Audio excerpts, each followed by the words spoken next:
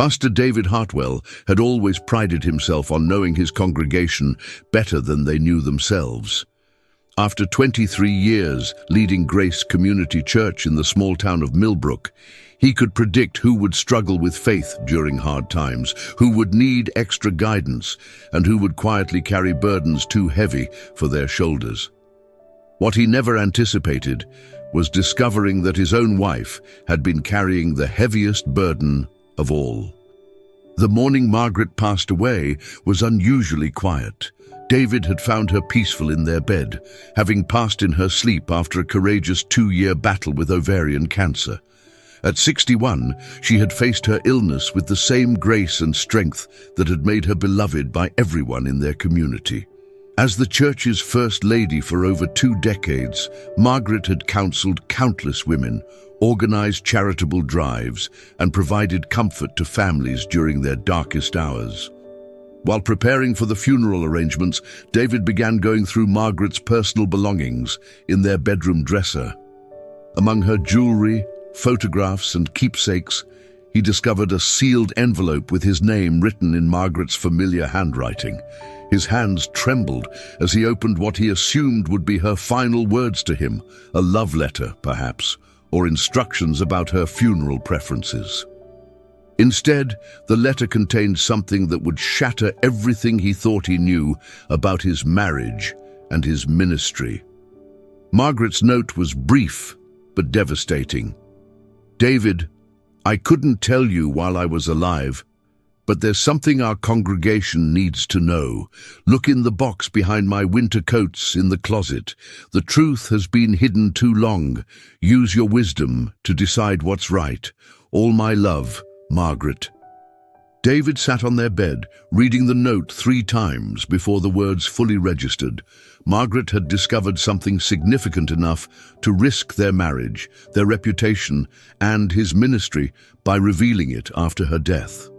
With growing dread, he walked to their large bedroom closet and pushed aside Margaret's winter coats, finding a small wooden box he had never noticed before.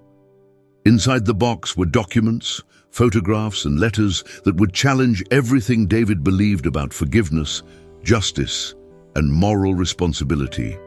Chapter 2: The Hidden Truth. The contents of Margaret's secret box painted a picture that David struggled to comprehend.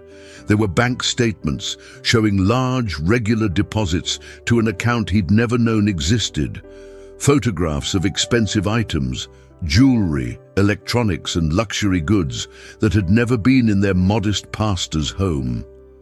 Most damning of all were copies of financial records from Grace Community Church showing systematic embezzlement spanning over 5 years. The perpetrator was someone David trusted completely, Thomas Richardson, the church's treasurer and one of his closest friends. Thomas had been embezzling from the church's building fund, charity accounts, and even the emergency assistance fund meant to help struggling families in their community.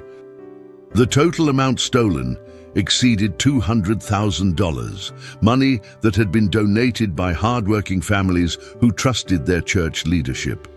Margaret's documentation was meticulous and irrefutable. She had apparently discovered the theft 2 years earlier and had been quietly gathering evidence ever since. Her notes revealed the careful way she had tracked down proof, including surveillance photographs of Thomas making purchases far beyond what his modest income could support, and copies of altered financial reports that Thomas had presented to the church board. What broke David's heart most was reading Margaret's internal struggle, documented in journal entries she had hidden with the evidence. She wrote about her agonizing decision to keep the secret from David, knowing that revealing it would destroy Thomas's family and potentially split their congregation. She had hoped to find a way to convince Thomas to confess and make restitution before taking more drastic action. "I don't know if I'm protecting David from heartbreak or enabling a crime by staying silent," she had written just 6 months before her death. "Thomas's wife doesn't know, and their children are good kids who don't deserve to have their lives destroyed. But the families we're meant to help are suffering while their donations line Thomas's pockets." Margaret had been carrying this burden alone, wrestling with questions of justice and mercy while battling cancer. Her final note to David represented her decision to pass the responsibility to him, trusting his judgment to handle the situation with wisdom and compassion. Chapter 3. The Weight of Knowledge. David spent 3 sleepless nights studying Margaret's evidence and grappling with the implications of what she had discovered. Thomas Richardson wasn't just the church treasurer, he was David's best friend, fishing companion, and the man who had stood by him through every crisis in their 23 years of ministry together. Thomas's wife, Linda, had been Margaret's closest friend, and their teenage children had grown up in the church. The financial impact of the theft was staggering.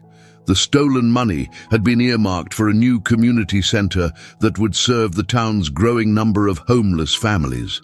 Donations for emergency assistance had been diverted, while church members went without help during personal crises.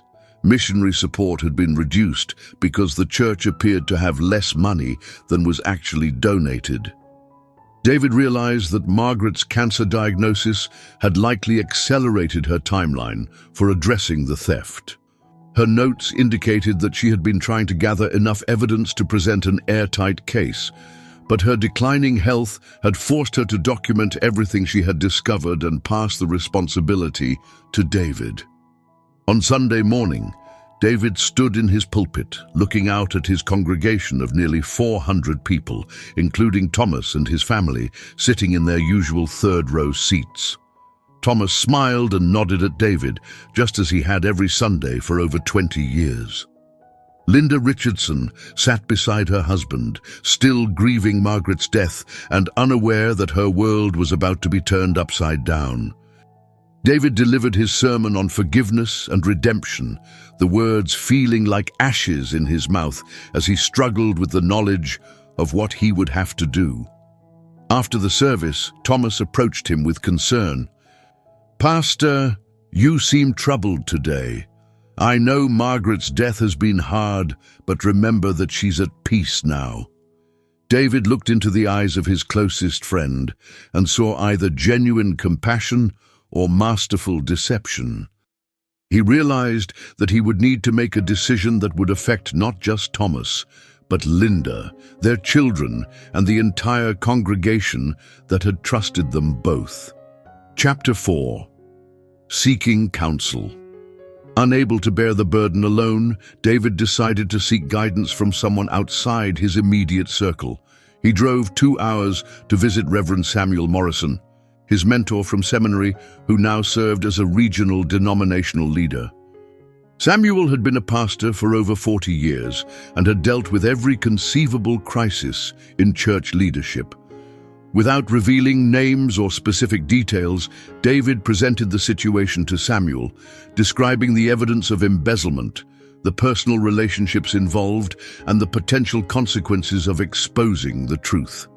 Samuel listened carefully, asking thoughtful questions about the scope of the theft, the strength of the evidence, and David's relationship with the accused. "David, this is one of the most difficult situations a pastor can face," Samuel said after hearing the full story. "You're dealing with justice versus mercy, truth versus relationships, and individual accountability versus community harmony. There's no easy answer." Samuel reminded David of their responsibility to protect the congregation from further harm, but also acknowledged the devastating impact that exposing the theft would have on an innocent family. He suggested that David might consider confronting the individual privately first, offering an opportunity for confession and restitution before involving authorities. However, Samuel warned, you also have a legal and moral obligation to the congregation and the community. Money that was stolen from charitable funds may have caused real suffering for people who needed help. Your decision will define not just your ministry, but your character. David returned home, feeling the weight of leadership more heavily than ever before. Margaret had trusted him to handle this situation with wisdom, but he wondered if she had underestimated the impossible nature of the choice she was asking him to make. That evening, David sat in his study, surrounded by Margaret's evidence, and prayed for guidance. He thought about the families who had donated sacrificially to the church, believing their money would help others. He thought about Thomas's children and the shame they would face in their small community. Most of all, he thought about Margaret and why she had chosen to burden him with this knowledge rather than taking it to her grave. Chapter 5. The Confrontation. After a week of prayer and internal struggle, David decided to confront Thomas privately before taking any other action. He invited Thomas to his office on a Wednesday afternoon, ostensibly to discuss church finances and planning for the upcoming fiscal year. Thomas arrived with his usual warmth and familiarity, carrying a folder of reports and seeming completely at ease. "Thomas, before we talk about the budget, I need to show you something," David said, his voice steady despite his racing heart. He placed Margaret's box on his desk and slowly removed some of the evidence she had gathered. The color drained from Thomas's face as he recognized what David was showing him: bank statements, photographs, and financial records that documented years of systematic theft. Thomas's hands shook as he realized that his carefully constructed deception had been discovered. "David, I can explain," Thomas began, but his voice faltered as the magnitude of his exposure became clear. Margaret knew Thomas. She knew for 2 years before she died, and she documented everything. $200,000 stolen from families who trusted us, from funds meant to help people in crisis, from money donated to serve God's work. Thomas broke down completely, admitting to the theft and explaining how it had started small, borrowing money during a personal financial crisis with the intention of paying it back. But the amounts had grown larger, and the deception had become easier as he learned to manipulate the reporting systems. What began as temporary borrowing had evolved into systematic embezzlement. "I never meant for it to go this far," Thomas said through tears. "I kept telling myself I would pay it back. But there was always another crisis, another excuse. Linda doesn't know, David. My kids don't know. This will destroy them." David listened to his friend's confession with a mixture of anger and compassion. Thomas's theft had betrayed not just the church's trust, but their personal friendship spanning decades. Yet David could see the genuine remorse and desperation in Thomas's eyes, the same man who had comforted him during difficult times and shared countless moments of ministry together. "What do you want me to do, Thomas? Margaret left this decision to me, but I don't know how to balance justice with mercy." Chapter 6. The Impossible Choice. Thomas begged David for a chance to make things right without involving authorities or exposing the theft to the congregation. He proposed selling his house, liquidating his retirement accounts, and working with David to secretly repay the stolen money over time. He promised full restitution and immediate resignation from any financial responsibilities in the church. "David, I'll do anything to make this right. I'll confess to Linda, accept any consequence you think is appropriate, but please don't destroy my family's life in this community. My children have friends here. Linda volunteers at the school. This will ruin everything for them." David struggled with Thomas's proposal, recognizing both its potential for restoration and its fundamental inadequacy. While restitution would address the financial harm, it wouldn't address the breach of trust with the congregation or ensure that other potential victims were protected. It also placed David in the position of covering up a crime, making him complicit in the deception. Over the following days, David wrestled with questions that had no clear answers. Did justice require public exposure and legal consequences, or could it be achieved through private restitution and oversight? Did he have the right to protect Thomas's family from the consequences of Thomas's choices? What would Margaret have wanted him to do? David realized that his decision would establish a precedent for how Grace Community Church handled serious moral failures among its leadership. If he chose mercy over justice, what message would that send about accountability and transparency? If he chose justice over mercy, what did that say about forgiveness and redemption? The weight of the decision was affecting David's health and ministry. He found himself unable to focus on sermons, distracted during counseling sessions, and distant from his congregation. The secret knowledge was isolating him, just as it had isolated Margaret during her final years. Looking at Margaret's photograph on his desk, David wondered if she had expected him to find a solution she couldn't, or if she had simply been unwilling to bear the burden any longer and had passed it to him out of exhaustion and desperation. Chapter 7. Unexpected Revelations. As David continued to struggle with his decision, he made a discovery that changed everything. While reviewing Margaret's evidence more carefully, he found documents indicating that Thomas's theft had directly impacted specific families in ways that were more personal and devastating than David had initially realized. 3 families who had applied for emergency assistance from the church had been denied help because the funds Thomas had stolen had made the assistance budget appear depleted. One of those families was the Morales family, whose father had lost his job and couldn't afford his diabetes medication. Another was elderly Mrs. Patterson, who had needed help with heating bills during a particularly harsh winter, but was told the church didn't have available funds. Most heartbreaking of all was the case of teenage Sarah Chen, whose family had requested help with medical expenses after her cancer diagnosis. The family had been told that the church's emergency fund was insufficient to provide meaningful assistance, leading them to make painful decisions about her treatment that may have affected her recovery. David realized that Thomas's theft wasn't just a financial crime. It had caused real suffering for people the church was meant to serve. Margaret's notes indicated that she had been particularly tormented by these cases, knowing that help had been available but diverted to fund Thomas's comfortable lifestyle. This revelation shifted David's perspective on the moral calculations involved in his decision. Thomas's family would indeed suffer from exposure of the theft, but innocent families had already suffered from the theft itself.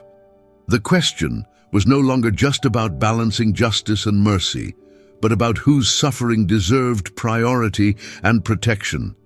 David also discovered that Margaret had attempted to find ways to help the affected families without revealing the source of the church's financial shortfall. She had quietly used her own personal savings to provide assistance to Mrs. Patterson, and had organized fundraising efforts to help other families, all while knowing that the church had money available that was being stolen. The weight of this knowledge made David realize that keeping Thomas's secret would make him complicit, not just in covering up past crimes, but in potentially enabling future harm to vulnerable community members. Chapter 8. The Decision. After 2 weeks of agonizing deliberation, David reached a decision that honored both his responsibility to the congregation and his compassion for Thomas's family. He would give Thomas one opportunity to confess publicly and propose restitution, with David's support for a path toward redemption and restoration. David called a special meeting with Thomas and presented his terms. Thomas would have 1 week to confess to Linda and prepare for a public acknowledgement of his actions to the congregation. David would work with him to develop a restitution plan and would advocate for a response focused on restoration rather than punishment. However, the theft would be reported to denominational authorities and potentially legal authorities, depending on the congregation's decision. Thomas, I can't be complicit in hiding this from the people who trusted us both, but I can support you through the process of making it right. Margaret documented this because she believed truth and accountability were necessary for healing, not just for punishment. Thomas initially resisted, pleading for more time and suggesting alternative approaches that would keep the matter private. But David remained firm, explaining that the congregation deserved to know why their charitable giving hadn't been reaching its intended recipients and what steps were being taken to prevent future problems. "I'll stand with you when you confess, Thomas. I'll advocate for forgiveness and restoration, but I won't be part of continued deception." Margaret carried this burden for 2 years while battling cancer, and I won't dishonor her memory by perpetuating the cover-up she couldn't bring herself to maintain. David also committed to providing counseling and support for Linda and Thomas's children, recognizing that they were innocent victims of Thomas's choices and the revelation that would follow. He arranged for denominational counselors to be available and prepared the church's leadership team to respond with compassion and practical support. The decision felt both terrifying and liberating, terrifying because of the upheaval it would cause, but liberating because it ended the isolation and moral compromise that secrecy had created. Chapter 9. The Confession. On the Sunday morning when Thomas was scheduled to confess, Grace Community Church was filled with an atmosphere of anticipation that no one could quite explain. David had announced during the previous week's service that Thomas would be making an important announcement, leading to speculation about everything from a major donation to plans for expansion. Thomas stood at the podium with Linda beside him, her face showing the strain of learning about her husband's actions just days earlier. Their teenage children sat in the front row, still processing the news that would change their lives forever. David stood nearby, ready to provide support and guidance as the confession unfolded. "Members of Grace Community Church, I need to confess something that will disappoint and hurt many of you," Thomas began, his voice barely steady. "For the past 5 years, I have been stealing money from our church, money that you donated to help others, money meant for missions and charity, money that represents your faith and generosity." The congregation's reaction was immediate and visceral. Gasps, tears, and expressions of shock and betrayal filled the sanctuary as Thomas detailed the scope of his theft and its impact on the church's ability to serve the community. He explained his initial financial pressures, his rationalization of temporary borrowing, and his gradual descent into systematic embezzlement. "I have stolen over $200,000 from this church and from the people we were meant to help. Families in our community have suffered because money that should have helped them was instead used to fund my family's comfortable lifestyle. I have betrayed your trust, violated my faith, and dishonored God." Thomas's confession included a detailed restitution plan, the sale of his house, liquidation of retirement accounts, and a commitment to repay every dollar stolen with interest. He also announced his immediate resignation from all church leadership positions and his submission to whatever accountability measures the congregation deemed appropriate.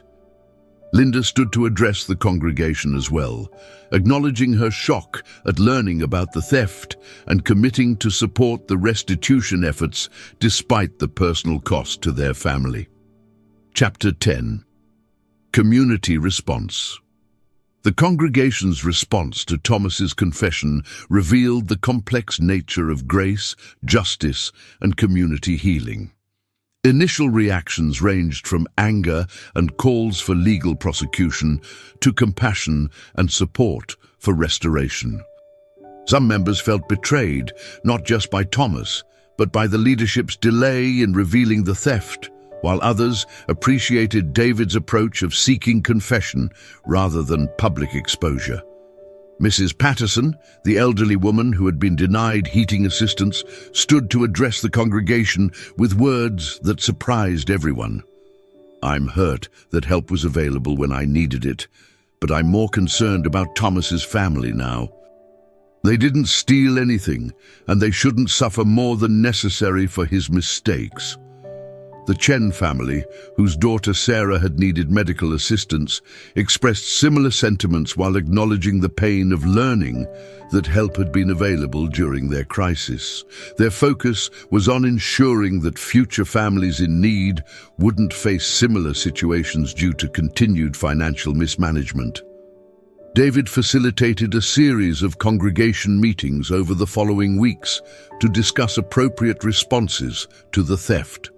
The discussions revealed deep theological divisions about forgiveness, accountability, and the role of the church in addressing moral failures among its leadership.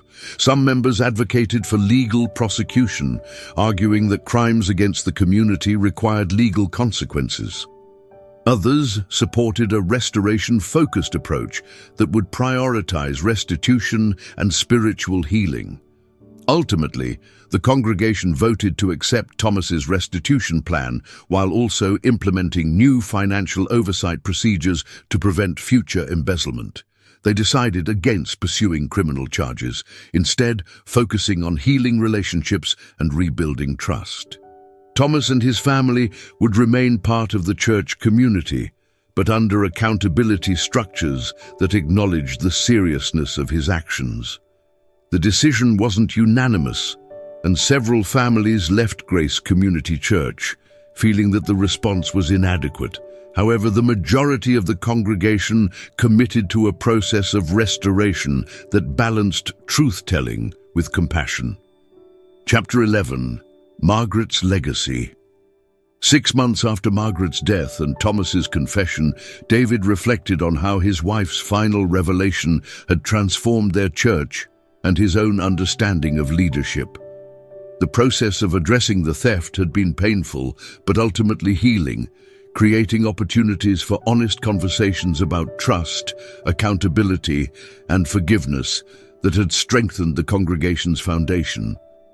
The restitution process was proceeding successfully, with Thomas working multiple jobs to accelerate repayment and the church implementing new financial safeguards.